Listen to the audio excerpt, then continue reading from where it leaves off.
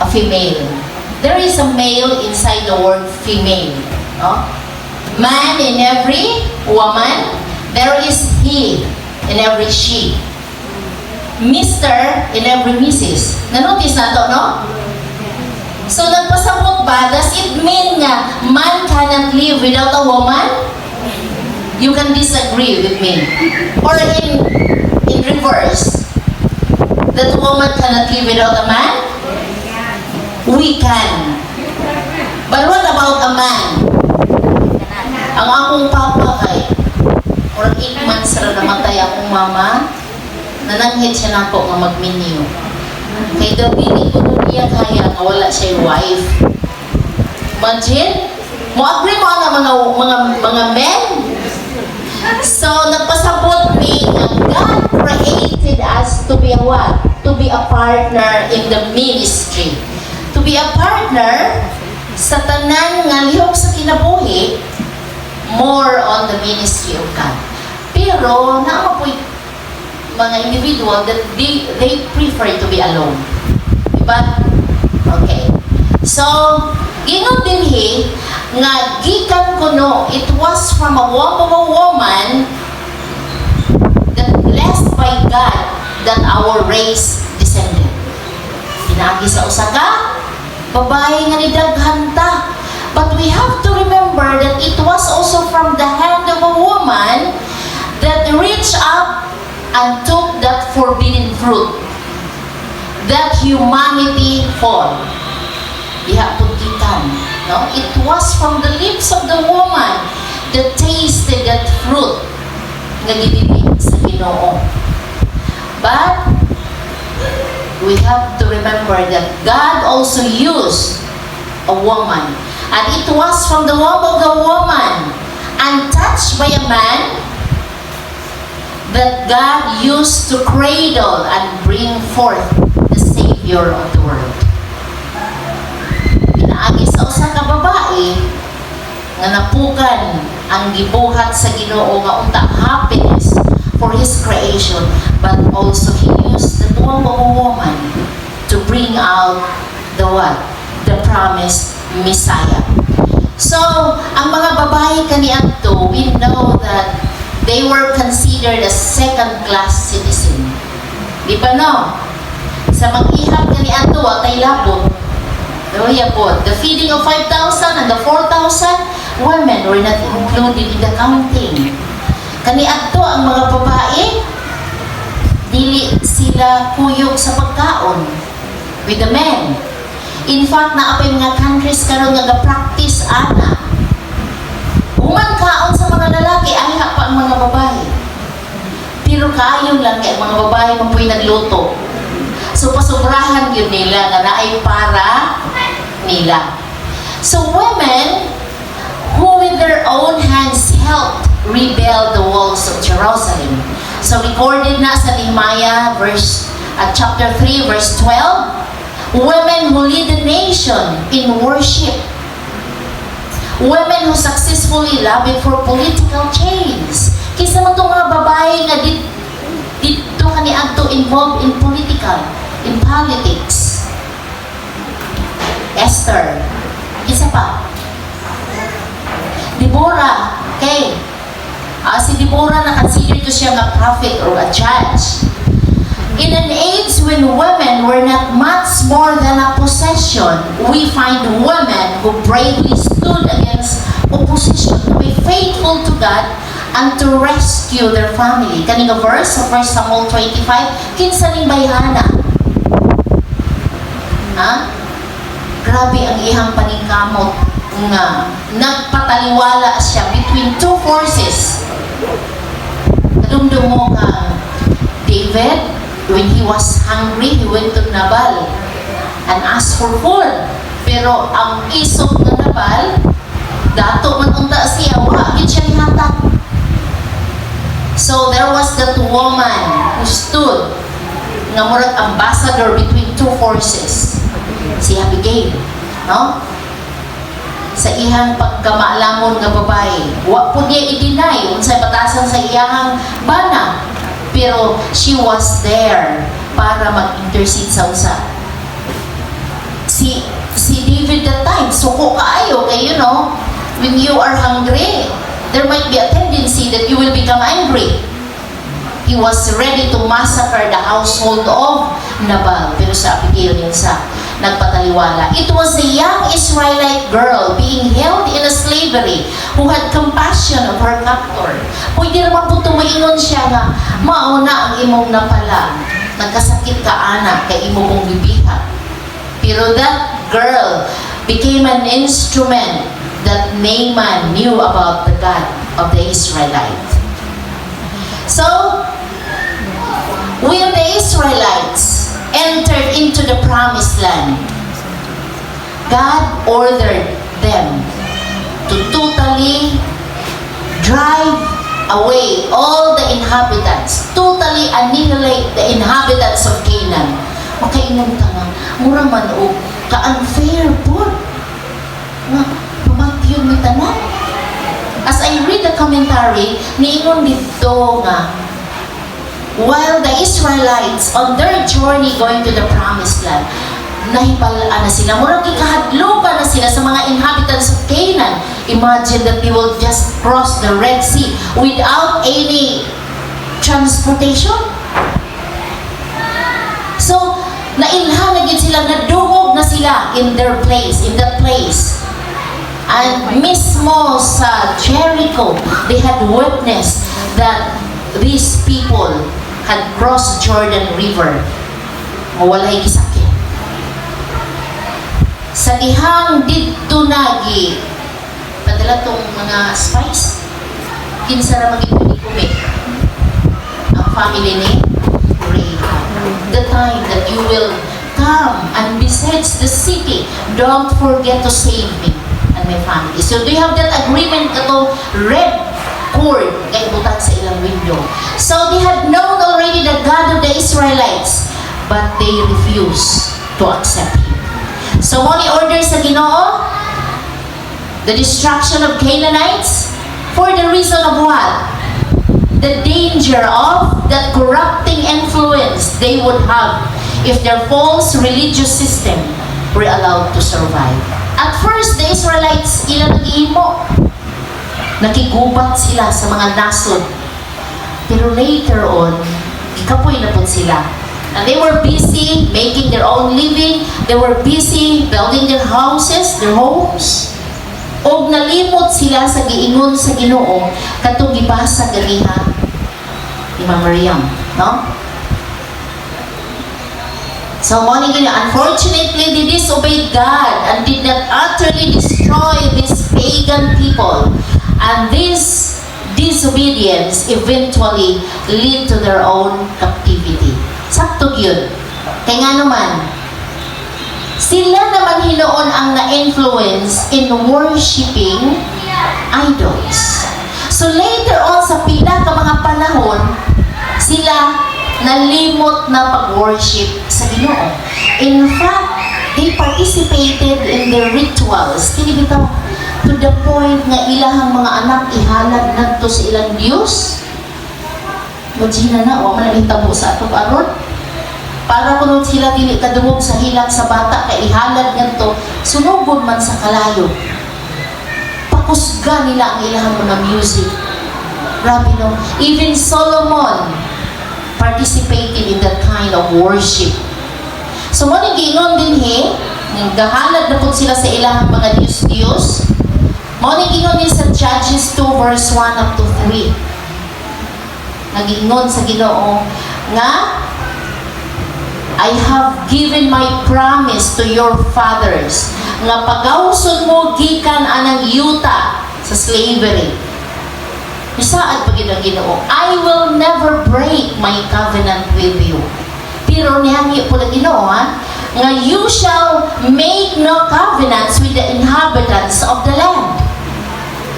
Nga dili sila makigusa, makighatag sa ilahang mga alin sa ni, ilahang allegation or ilahang mga kanang pag-worship ngadto sa ilahang mga idols. Pero gingon din you shall tear down ang among sugo sa Ginoo nga ilahang pagabubaon ang ilang mga altars, but you have not obeyed my voice.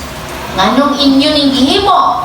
Therefore, I also said, I will not drive them out before you, but they shall be thorns on your side, and their gods shall be a snare to you. Nahimong litag ang ilahang mga Diyos-Diyos, kaya sila naman na na-influence.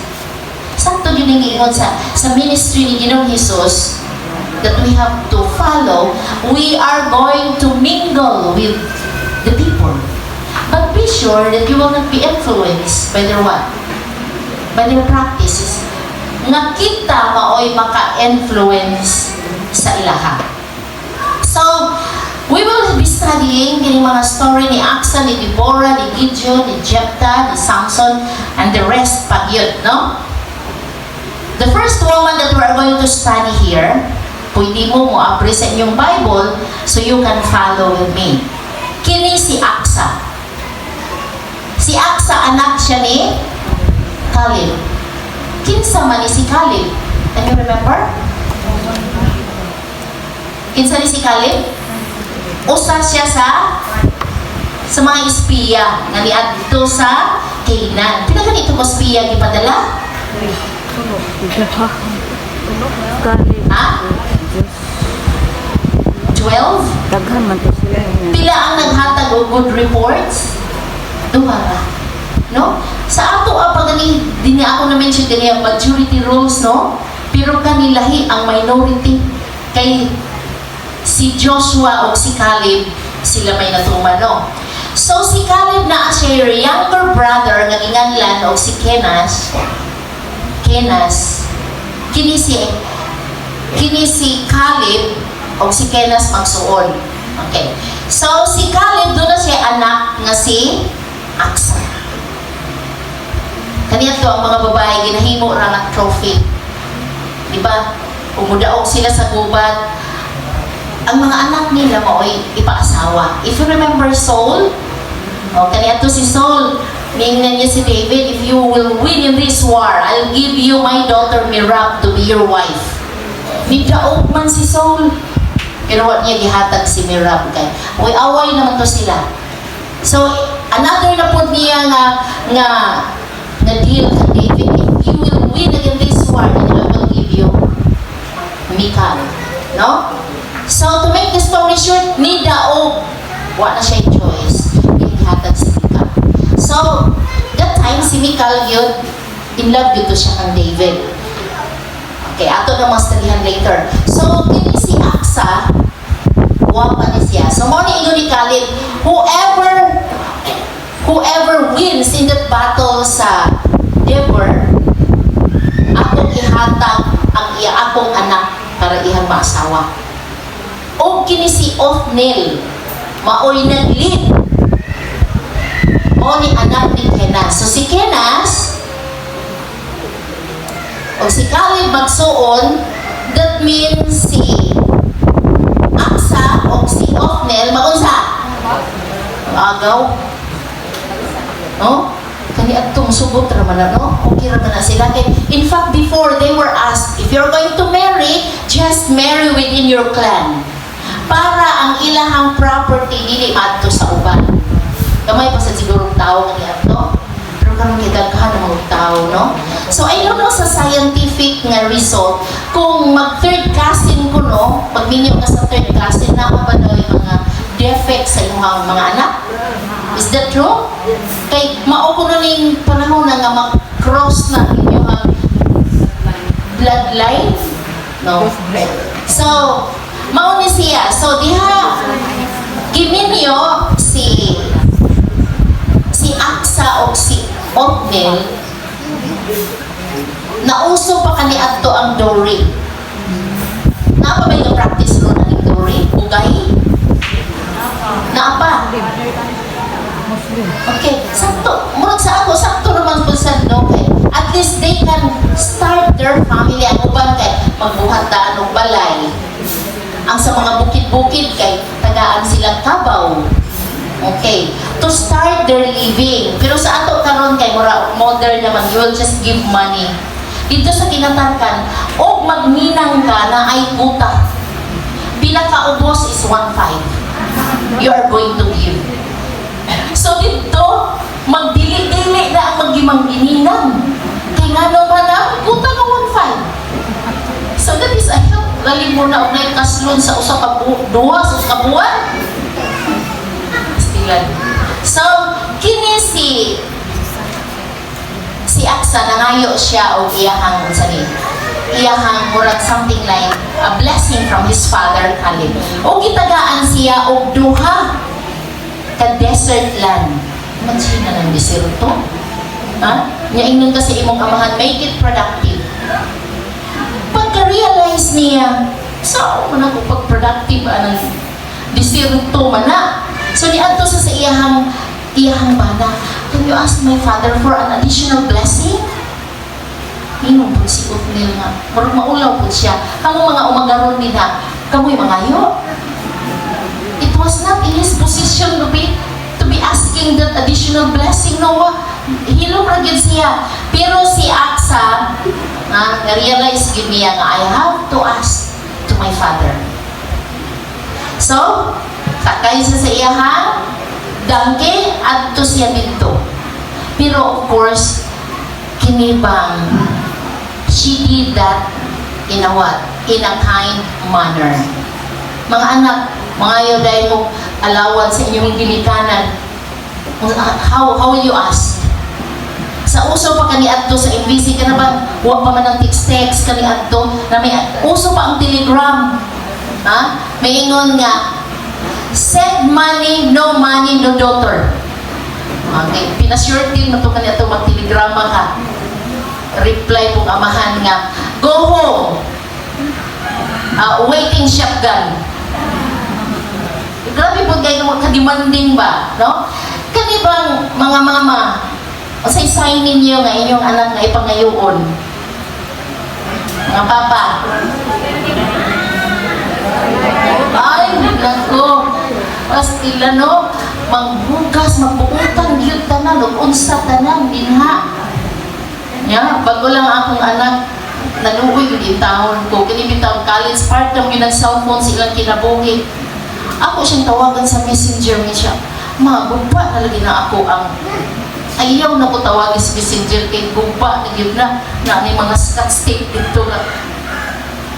Pag uli na ko, tanang sa ako muna kaluoy, basta bitaw ng cellphone sa akong anak ko niya. Usahay mo siya na yung mga project mo hangyo. Picture, ragod ni. Usahay, di ito makatiman. Pero naging siya nangayo. Pero kay iyang birthday atong July 3, nagsulti na siya siyang suon nga, masili ay tagaan kong gift. Nga cellphone ko no. So pag-abot sa amahan, mauli naman yun siya. Katong yung panahon na mauli na yun siya sa boarding house, kaya mo yung mauna. Nagingnan siya sa isuon. Cellphone. Ay, yun siya, pwede rin ikumuuli o manal ko mo sa'yo. Ay, pa'y kaayo daw sa pero before, anak, pumuntan kaayo, anak, tanong pailaw sa trabaho, sa panimalay. Ihatod pa ko niya sa akong seminar. Oh? Sugaton pa yun. So, kini mga ginikana, no? Kabalo ba yata mo hatag good gift sa atong mga kabataan? Kamu po mga kabataan, kamaupod mo musuyo. Dili ka nang demanding kaayo mangayo. So this time, kani si Aksa, she did that with what? In a good manner. And you know, gitagaan siya duhang spring. Wala po ito kani adto kuno kanang mga chieftain, kanang mga leader ang makapanag-iya o katabay. Kaya mahal gid siguro kaayo nang magpatabay. So, sa mga leader kani adto na na sila mga atabay, gitagaan siya duha. One in the upper o one dito sa lower. So mahimo na niyang productive ang diserto nga yuta nga gihatag sa ihang amahan. So giingon ni siya dinhi a woman of wisdom, no? So ato na siyang tularan. Usahay gitanong namoy po sa mga babae nakatungog yung pugo when nagtawag-tawag si pastor ingkanin siya. Unsaon po ni pastor iyang asawa kay la kay baba. Kasi na nila ba? Ha? Kita na usahay ba ang ato ang pagkasunti? Dili maayo ang paghanay. Mabitaw na we are advised nga you have to speak. Let your words be Paul. Let your words be seasoned with salt. Nga naman, ganatong sudan ng boy asin, ganatong kumahon. Dili. So, kana sama sa mga pulong, be seasoned with salt that it will be pleasing to the hearers. So, kung mangayo ta, magsulti ta, that is in a good voice, ay, napulo siya. May yung ka, unsa ako ngayong anak na magyugo? Ikot na mo adjust. So, later on, sa level 3, we will be dealing about personality. Masabtan na nato din ha. Okay, to summarize, kaning first at the next story nga ato, a little background of the next woman, ato din kuan gamay sa dihan. Kini si Josiah time, mao ni siya hari sa Mesopotamia. Imagine ha, dito na nabilong sa Canaan. Diba? Ang ingon sa Ginoo, drive them away. Pero wala. So, kining haria, maoy nihimong nibihag sa mga Israelihanon. O ang mga Israelites mi-serve sa iya for 8 years. Mauna ning panahon na nga grabe ang hilak-hilak sa mga Israelites. You know the story of the Israelites before ang ilang life, when everything is fine, makalimot sila sa Ginoo. So sa dihang naglisod ang kinabuhi, mauna ning niampo na sila sa Ginoo. So mauto si Othniel ang gipadala to deliver them. And the land had rest for how many years? 40 years. Sa sunod sa 40 years, nakalimot na po sila sa Ginoo. Ang Ginoo na po nagpadala kang Eglon nga hari sa Moab o gibihag na sad sila for 18 years. Hilak na po sila sa Ginoo sa oppression nga ilahang na sinati. And then God sent Ehud, deliver them from Eglon, and the land had rest for 80 years. Nag-anam og kataas no ang ilahang payon dato og mag-anam og kataas ang ilahang pag-alagad sa Ginoo. Pero malimot gihapon. Just like some of us here, akong igagaw, iianing na siya nga, kailangan pa magigumuat to sa simbahan nga maayo man doon na iyang paginabuhi. Marwa siya problema, kwarta na ara. Why do I need to go to church and pray to God? Masama na iyang concept. Sumausad nino, sa 80 years, nalimot sila. O nang Ginoo, nagpadala kang Jabel nga, hari sa Canaan. O kani siya doon na siya yung captain na gingalan o si Sisera. Diri mag-start ang ato, ang ikaduha ka babae na atong pag-istoryahan. Si Deborah. Kini si Deborah, makita na to sa Judges 4 verse 5. Okay. Gingon din sa verse 6. Hath not the Lord commanded, Lord God of Israel commanded, saying, Go and draw toward Mount Tabor, and then take with thee 10,000 men of the children of Naphtali and of the children of Zebulun. Kisay isugo ani. Kay si Deborah mauto siya ay prophetess, pero na ay ilahang military leader panahon sa Israelites kay sa Judges kayo. Ang mga Israelite at that time wala silang hari. There was Barak. Suko siya sa Ginoo. Adto ka sa Mount Tabor. Pagkuha og mga katauhan dito sa kaliwat ni Naphtali at ni Zebulun. Pero nagdumili si Barak. Ningon si Barak, if thou wilt go with me, then I will go. But if thou wilt not go with me, then I will not go. Imagine, no? Military leader. Pero dependent siya ka, Deborah. Makaikunta nga, grabe ang personality ni Deborah. Paayo kayong influence. Si Barak, way salig sa iyang kaugalingon. Kung dili ka mo adto, isa ko. Pero mo adto ka, mo adto ko. Pero, sa ingon ni Deborah, and she said, I will surely go with thee. But ingon siya, notwithstanding the journey that thou takest, whatever is the result, if you will win in this battle, the honor will not be given unto you, but to a woman. Manalaw po din sa inyo itong mga lalaki, no? No? So, natapuntos ang mga babae ng gamay. But you know, klaro na din kaayo ang kadaugan. Kaya gianglan man siya sa Ginoo nga, I will give to you the enemy. Kay kanang Mount Tabor, bukid. Unya, ang Ginoo nagpasalig man sa ilaha nga iyahang stir up ang mind ni Sisera and his men that they will encamp in Kishon River, near Kishon River. Unya, og nagpaulan to, maglisod man sila og kaikyas.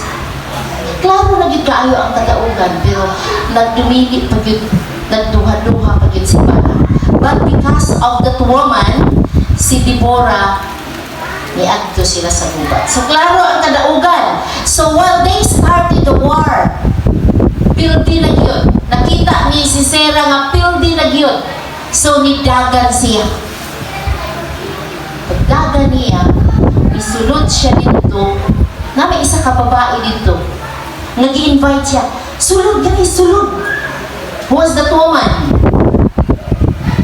Isa tong bayana? Okay.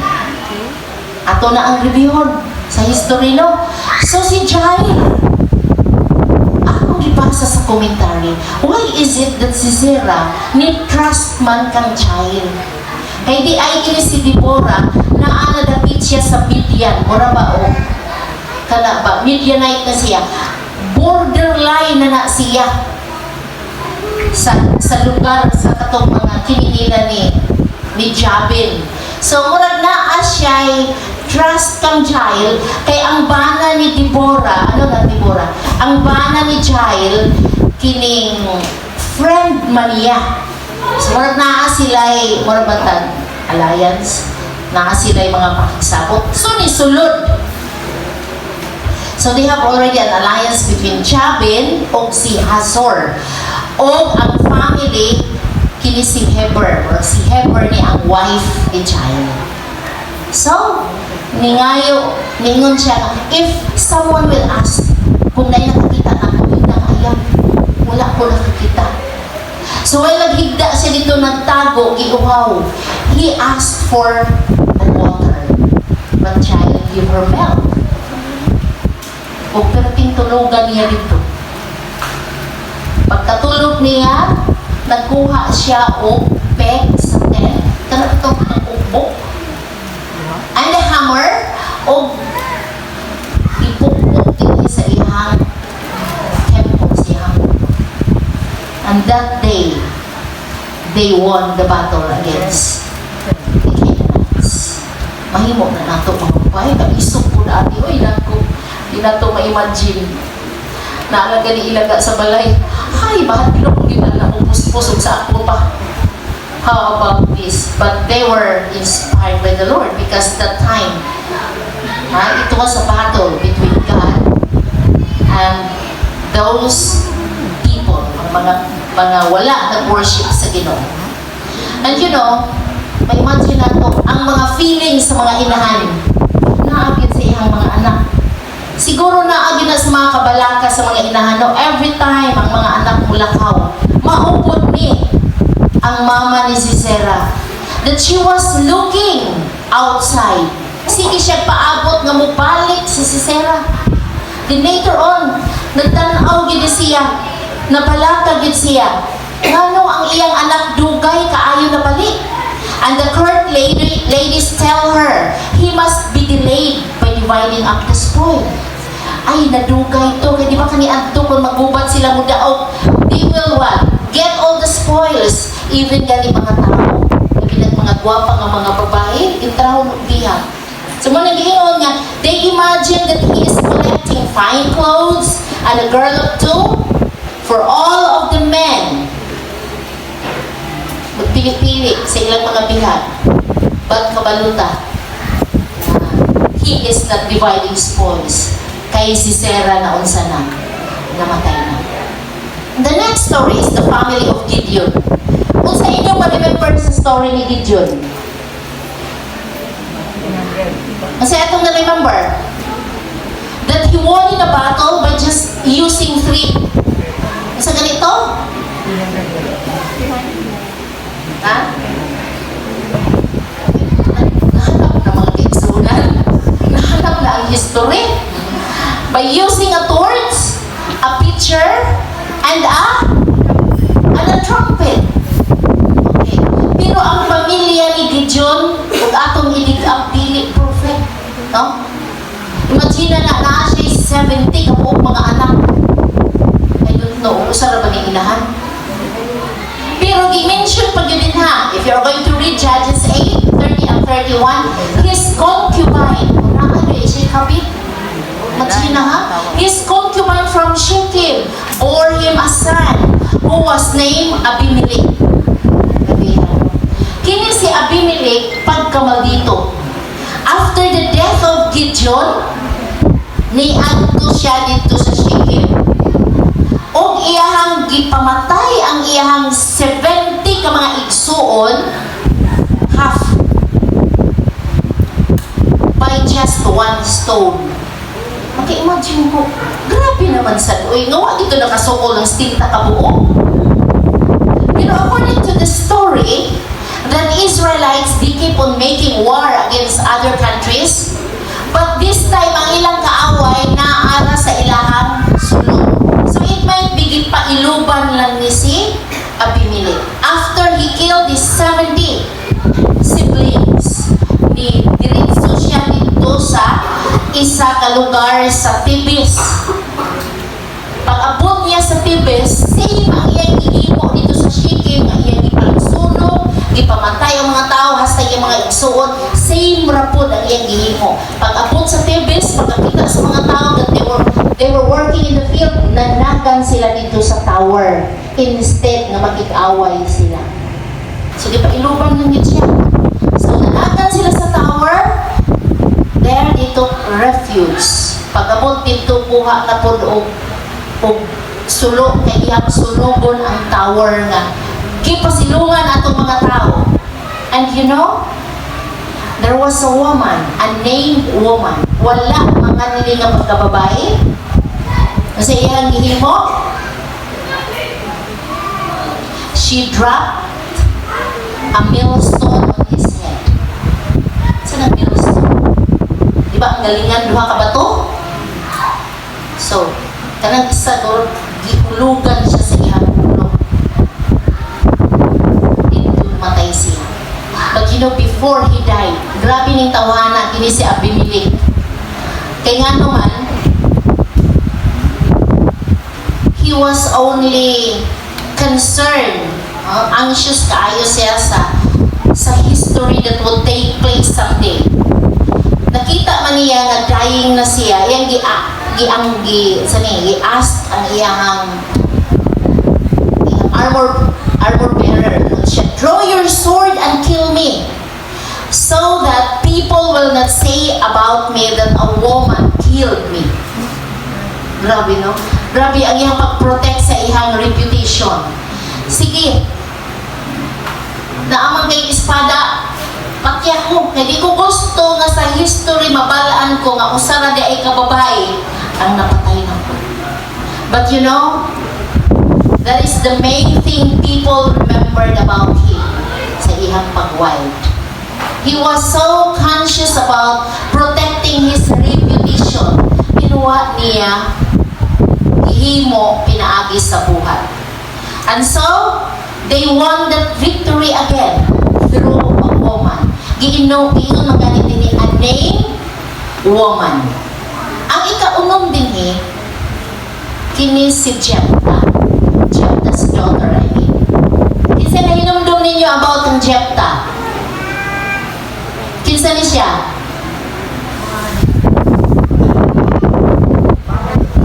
Okay. Usap po di siya ka-leader. Marang makaingon tag chieftain. Pero galing lang, dito siya nagpuyo sa Bukiran Gamay. Kay anak man siya sa usa ka prostitute o niya amora ba siya illegitimate. So sa mga legitimate nga mga anak sa ihang amahan, giabog siya. That's why dito siya sa Bukiran dapit nagpuyo. So nag-inusara na siya dito sa ilahang dapita. Pero sa iyahang pagpakigubat, he made a vow. Kanibitang pagpakinsaan nga huwag una-una. So that is why we are advised nga we have to think before speaking.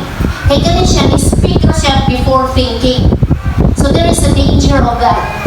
So we should always think before we speak. Pero kasagaran, we have to speak before we think. Maunang mamiligro ta. So mauni siya, mura bang he just uttered that kanang murag a casual vow na ingon siya, whoever comes out of the door of my house to meet me when I return victorious from the Ammonites shall be the Lord's, to be offered up by me as a burnt offering. So mo na iyahang pakigsaad, kinsay mo una og tagpo nako, kung mudaog ko aning gubata sa among balay, kinsay mo una, mauna ang akong halad ngadto sa Ginoo. Pag uli niya, kaya di pa kani ato kung mudaog sa gubat, just like ang Saul nga akang David nga kato kani ato ba maingon nga David has killed 1,000. Saul has killed 1,000, but David killed 10,000. So ang mga babae dito with their instruments, mauna ilang pagkakantahon. Kani ang nitagpo gyud tawo niya, ang iyang usa na gyud tawo nga siya instrument. Pero pagkakita ni Jepta, wag siya malipay. O giyang saniya, ang ihang sanina, iyang gigisi ang ihang sanina. Imagine na, ang imong usa na gyud ka anak. Pero, nakasabot ang babae, grabe ka obedient ang iyong bataan. Nakasabot siya. O sa ihang giingon din, hey, my father, if thou hast opened thy mouth unto the Lord, do to me according to that which hath proceeded out of thy mouth. Amahan ko, sa imong gipakigsaad ngadto sa Ginoo, buhata ka na, sumala sa imong pakigsaad, pero naa na siya hangyo. Reprieve me for 2 months. Meaning, ayaw usa na buhata. Taga ikong time for 2 months to postpone the punishment so that I can have time for my friends. Nga ako ko nang i-celebrate ang akong life. Then I can have time to grieve for my life. Grabe na kaimong ko, ha? Ihalad ba yun siya? So I went again to the commentary, akong gitanaw na ay duha dito ka mga speculations. Gingon dito, it might be, gi-offer gid siya as a burnt offering. Or it might be, she remained to be a celibacy for the rest of her life. Kana bang a celibate woman, meaning, dili ka magminyo as long as you live. So, mo na duha dito ka commentary. Nga, it might be nga gi-offer gid siya nga, gihalad gid siya, kay kaniadto, whatever the promise, that is irrevocable. O kung sa ilang mga pakigsaad ngadto kaniadto sa Ginoo, dili na mausap, irrevocable na. So mautong grabe gid ang kaguol ni Jepta. So murag makaingon ta nga duha bitaw ka instance nga usa ka amahan, they give murag utter words of what? Kanang mga powerful words sa panahon ni is the first woman, si Aksa. So maayo itong iyaha, kay ang pagkapili nga pagbana sa ihang anak should be the wisest and should be the strongest. Kay ang makadaog man sa gubat, so mas maayo to, ang kini murabag pag-utter bitaw og mga pulong nga it could mean stop sa ihang lineage, sa ihang family. So ang bata, nag-celebrate siya for her life. After 2 months, ibalik na siya to receive whatever promise nga gihatag sa iyang amahan. Imagine ano, di sila musuki kaniadto. Kaya ang mga babae kaniadto is a property of a man sa ilang amahan. They cannot make any commitment without the knowledge of their father. Kay property man sila sa iyang amahan. Kung maminyo na siya, ang custody mo transfer sa bata. Kapag obedient lang sa mga babae. Mangutanan mo sa ito mga dalaga karon, musukot mo? Bahala ka diha, papa ka. ano buhat ka ng pakigsaad, ikaw ra diha. So grabe ka na to ang ilang mga commitment, no? If you remember Isaac, sa iyang gi-offer siya, tingnan siya, Father, the altar is ready, ready na ang tanan, pero wala na halal. Ingon na po daw siya, hindi mo siya makaingon, the Lord will provide. Sa dihang gihigda na siya siyang amahan, nakasabot it siya at the time, ang edad niya 17 years old. Lagsik na, kusga na. But he did not what? He did not fight against his father. So mga obedient, ang mga bata kanila ito, ang buta ka, karon, no? Ha? Mga bata?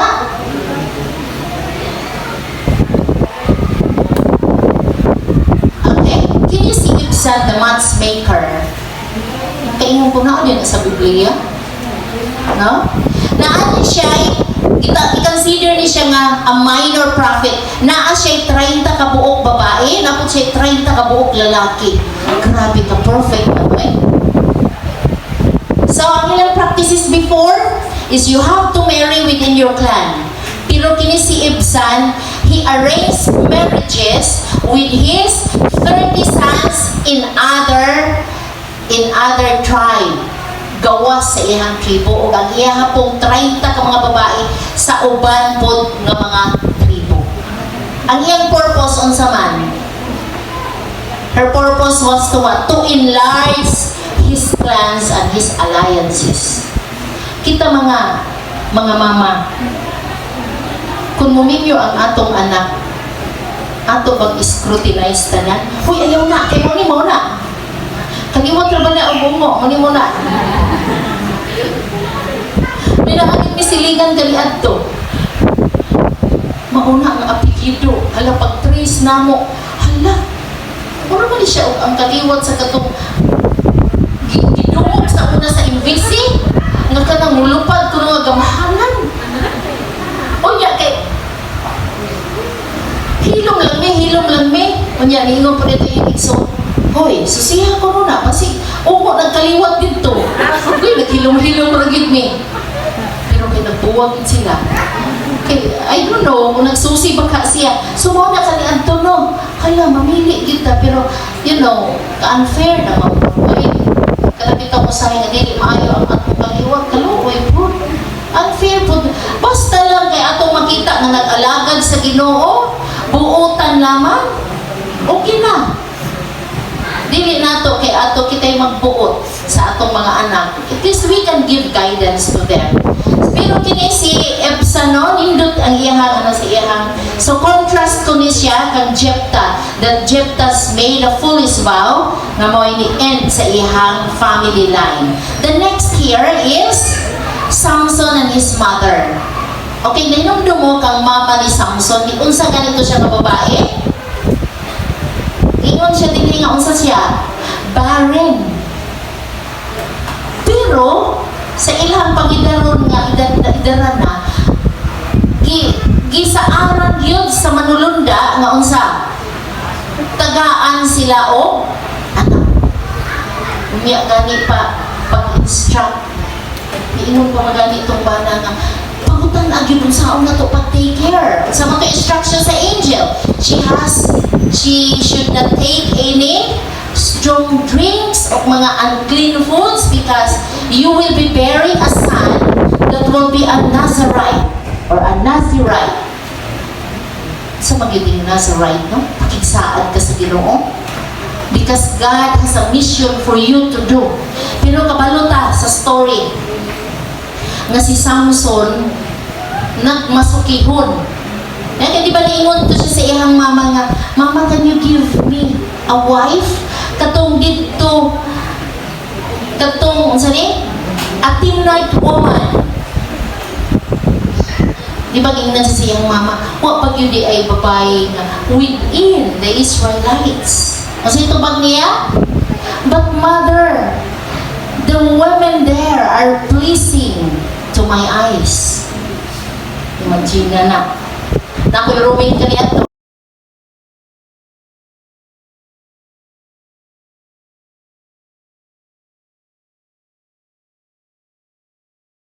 Mas din lang itong bayhana. Ang mga satanas, ganun ka mo.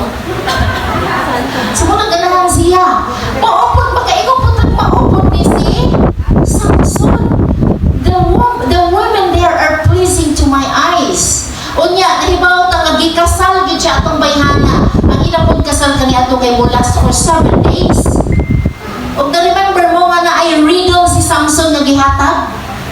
So ito yung riddle nga. Out of the eater came something to eat, and out of the strong came something sweet. Ang ilang sabot, kung makatagna mo sa akong riddle, ako'y muhatag ninyo o mga sanina, pila itong kailisan? 30 ba to or 60? Okay. Eh, dali mo kayo malimot. Sitabang mo ha, o basa na. Pero kung di mo katagna, kamoy muhatag na ko. Aroy, kay last day naman lang yun to. Di pagod sila katagna. Okay. Ano galing nabuhat ni nga riddle ni Samson? Kay one time, naglakaw siya dito nga dapita. Kadugdo mo nga naa siya'y layon nga gito nga. Grabe ka kusga, no? Gipatay niya ang layon kay iyang kay kaunon man ta siya, pero iyang napatay. Pag-agi niya sunod kay, naaman dito'y gibalayan man sa dugos. Sa B. So, iya pagkikikuha ang dugos. Idala po niya sa ihang ginikanan. So, muna ihang riddle. Out of the eater came something to eat, and out of the strong came something sweet. Karon kay di mangyud katagna. Ang sawa mga inuwi dito ng mga lalaki, giayo og suyo ang ihang asawa hunon or asawa. Sige to ka ani mi mo ni asawa ko. Giayo og suyo si Samson. So pagkaugma na, okay, second to, pagkaugma ang last day, ay na si Samson, sige na, give me the answer of my riddle. O, giyaga-yagaan pa siya. Naapabay mas tangki sa lubos. O naapabay mas pusgan sa liyon. At sukuan ni Samson. Ni walk out sa ihang kasal, ni adto siya sa lungsod, o nagpatay siya dito og mga kontra po ng mga tao. O iyang gihubuan ng pagasolina, o mo iyang gihatag dito. After that, he went home. Lakot kayo siya, pero after many days, nahupay ng ihang kasuko ni balik siya dito siya asawa. Only to find out na iyang asawa gihatag na po sa lain sa iyang father-in-law. Kaya abi ko, di na ka mo balik. Iyang asawa na po na lain. At sa ang story ni Samson, then later on, naabot siya kang Delilah o kabaluta sa iyang downfall dito. Pero in the last portion of his life, God was able to use him to make revenge to the enemy of God. Pero unsa gid kaha ang plano sa Ginoo sa iya, kung wa siya nagsuki kay usa man siya ka Nazarite. Kini si Micah, his mother, kung makasala ang atong mga anak, sa inyong ginahimo, okay lang na. Pero do you give punishment? Or something like a consequence pa of that false move that you did? Say sa mga bata, mulatos na, pero atong pasabton, ngano nilatos ka? Pero advice mulatos ta, kung after mga 2 hours, nakasala ang atong anak. Pero para na lang yun sa reason na di yun malapihan. Di nang paglatos na nagpatay taghasba. No? Pero kini si Micah, kining inahan kay nawala ang iyahang mga silver o sa patong iyahang mga pagtangan. And she other curses, no? Iyahang gitunglo. Sige, gid siya panunglo dito. Kinsay nagkuha, ala. Sa atong panakaroon na mutugtugaok yun ang nagkawat sa akong manok. Hindi mo ato manayon dito sa mga gamhanan. Dagdagtayan ni kani ato ni nagbaligi og dal. Nagasikihor. Ingon siya, sir, gamhanan ba yan? Masuko ba yan ni sir? Hoy, tinuod. Siya ko lagi, sir. Huwag naakit kong try. Tusulok kong diri ang tiyan. Sakitan dito tiyan. Muna ingon nga, sige, patugtugao ka ang nagkawat sa akong manok. Patugtugao yung puno. Siya, palita ni sir. So, kani, grabe, she uttered curses. Itong niya, nahadlok man yung bata. O na, uy, patinglipayas inahan. Kasi ihimo, out from that silver na gitawat gikan sa iyaha, iyan gipahimo o something like a figure of an idol. O sige, imo ning ampuan. Kalisod, no? Nakasala pa ang anak, gibuhatan pagyuglaing sala. So kitang mga mama, we have a great role ha sa atong mga kabataan. Motang makaimunta nga si Rebecca, ano nakatika si Jacob, kinasubo ang si inahan. So how about as mother? Kini ang last mga kaigsuunan. O sa tanan ng mga istorya, kani bitaw na story mo that is too painful to read. Pagkasakit yun, o gato ning basahon. It was murabag something like unrelenting. Murag, huril, o kanabang, way katapusan, kasakit, kagrabe. Kini ang mga characters, ang wala giname. Puro lang giingon din a wife, daughter, a host, a guest, wala ipang name. Pero kung kaingon ta Levi and his concubine. Sa pagkangangalagaan ng Levi, sila, di ba mo ni sila ang mag-alagad sa iglesia? Pero kinaasay concubine, sobrang dili insakto ang gihimo. So naminyo ni usa ka Levi, pero dili po naminyo mo kay concubine raman. Meaning na gid siya original nga asawa. Naminyo siya sa usa ka babae. Pero wa nagkasinantong ilang kaminyoon ang babae ni uli sa ilang panimalay. After 4 months, kining Levi ni adto sa balay sa babae. Pero instead nga ang babae mo iyang suyuon, ang iyang gisuyo ang iyang ugangan nga lalaki. So sila sige dito istorya, and then wa man lang galing pangutan ang amahan po ng babae kung gusto pa ba siya sa ilang bana. Murag sa kaninga story, this woman remains silent all throughout the history.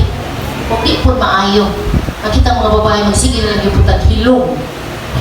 There is a time to be silent and a time to speak. And so, after 3 days, kay gusto na sila po lakaw, ang amahan, sige ginitan o maghawid pa. Show hospitality to them. Hangtod nga na sa ikalima na gid kaadlaw, mingon pa gid nga, ay, upa na lang do, maon sa talinhi. Di na gid napahawid. So, to make this long story short, they started their journey late in the day. So, niabot sila in that corner nga ilahan na unta nga pakulayan, wala na place nga ilahang sa nikapuyan. So, they decided that they will just stay in the circle bito ra gawas. But there was a man who offered hospitality. Iyang giagda, dili na mo sulod sa balay, matulog ka. And so, natulog sila dito. Pero, taod-taod, wala nakasulod na tong ilang bisita. There were men who came. Ang ingon nga, pagawsa ang imong bisita because we wanted to know with them. When you say no, kani sa Biblia, they wanted to make a sexual activity with him. If you remember the time of Lot, kadumdum po mo ato, mga bayot ba ito mga laki ha? Kaya ang guest man ang ilahang ipapagawas. But according to the story, that it was not the host who let that woman out. Ang Levite maoy, di ba kani ato, mahingon takang Lot, i-offer pa magaling niya. So ayaw hilab niya ang akong mga bisita. Ako lang i-offer ang akong mga anak. Kaluloy po sa mga babae. I-offer pa ni Lot ang ilang mga anak na maoy mong gawas. Kini pong panahon na, niingon po daan, ang host nga, ayaw hilab di ang akong guest. O, ma-offer nila ako akong anak. O, kaning asawa. Kaning concubine. Pero, dili ang host mo ay nagpagawas sa concubine. It was the Levite. Imagine kung love niya ang iyang wife, anong iyang ipapagawas? And so, that woman, grabe no? Someone in the crowd gathers outside the old man's house wanting him to send the Levite for a sexual activity. So, gipagawas ang babae, and those people raped her all night. So, katong babae, pagkabuntag na sa'yo, ang Levite, ligawas. Nakita niya ang babae dito nga naghandus na yung tao sa doorstep sa Panimalay. Yan ang ipikpik ang abaga. Bangon na diha, kay mo ato na ta.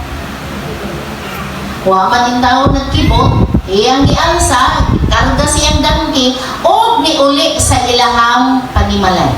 Pag abot dito, only to find out that his concubine was already what? Was already dead. Sa kasuko niya, grabe, another brutal of what he did. He cut that woman into 12 pieces.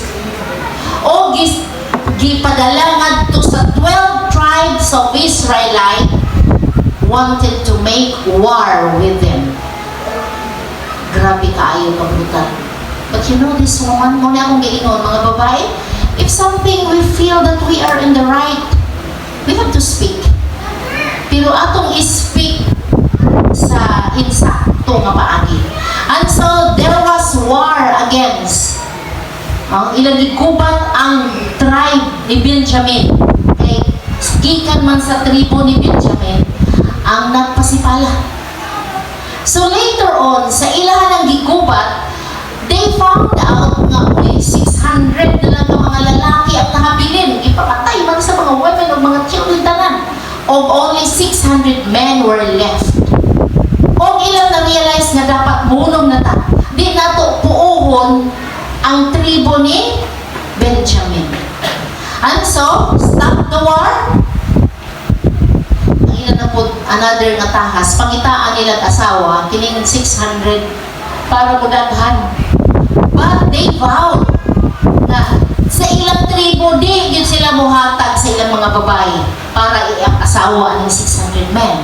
And they realized that Jabez Gilead, wala ni participate sa ilang gubat. So, ang Jabez may ilang gisulong. O, nanguha sila dito o mga babae. Eh, ilang po gigubat niya kaya mga babae na habilin, 400 raman. So, na ay 200 na kulang. So, mga 400 nila. Umo na niya yung mga asawa. Pero katong mga leaders kaniya ito, nakapagod sila, saan naman itong 200 na nahabilin? So, they found out nga dito sa Shiloh, nag-celebrate sila sa ilahang, sila dito yung mga fiesta nila kaniya ito. So, nag-showdown yung tawag dito ang mga babae, parang street dancing. So, gisugo to nila itong 200 men, hala, pangidnap mo dito o mga babae, 200. And then, if ever the fathers o mga elder magreklamo, inda nga, kami nagsugo. Pagkaluwis, mga babae, kanya ito, no? Yung anak, ang ilahang pagtagad nila, so mga babae. And so, if we are going to sum up all these stories, mga kaigsuunan, no? Ikan sa atong pagsugod, it's in the book of Judges, that they don't have a king at the time, and that the people will just do what they think was right. Mura o, sum up yun ni about sa disobedience. At the start, isugo sila sa Ginoo, totally destroy the inhabitants of Canaan, but they disobeyed. So,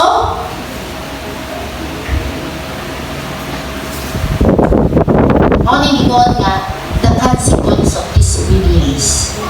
Ako ni balikon gamay, no? Ang story ni Aksa is a pattern for other stories of women in the book of Judges. Ang story sa concubine mo dito is the ultimate contradiction of Aksa's story. Si Aksa may speak out with siya what she thinks was right. But this woman, ang concubine, what it siya is istorya, hantod na naanuhan siya. So, dili ni nato tularan, mga kababayanan. So, many of the women in Judges echo Aksa's intelligent and independent spirit. Aksa's story shows how things should be. Sama lang po kang Ruth. Ruth's story is another example of how things should be. So, the concubine story shows things at their worst. So, sa ako nalingkod nila, these are all the consequences of their disobedience to God. No?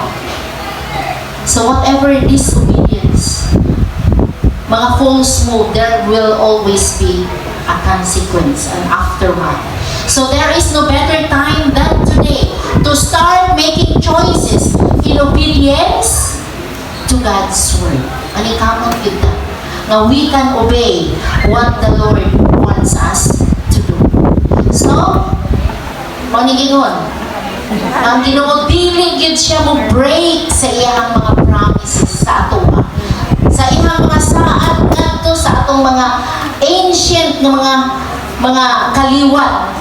Pero we know already their story that they have broken their covenant to the Lord. So mauni ang aftermath, no? Murag consequence kaningon sa Ginoo, I will not drive them out before you. Mauto that their lives were oppressed, but they shall be thorns on your side, and their God shall be a snare to you. Ayaw, sa atong pagtuon karon, nakakaton ta og mga leksyon. Last verse here, Jeremiah 7 verse 27. But I give them this command. Basa ta mga igsonan. Obey me, and I will be your God, and you will be my people. Walk in obedience to all I command you, that it may go well with you.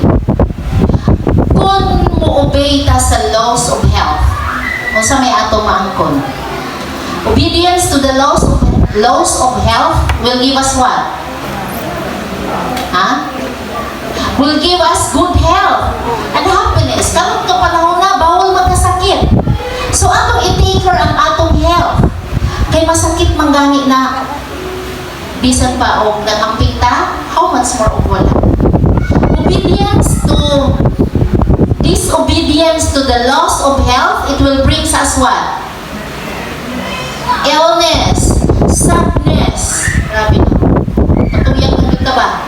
So, not long from that, patuyang na sa atong kaon, less than 2 years, we will reap the consequence. Obedience to God gives us the assurance of our salvation.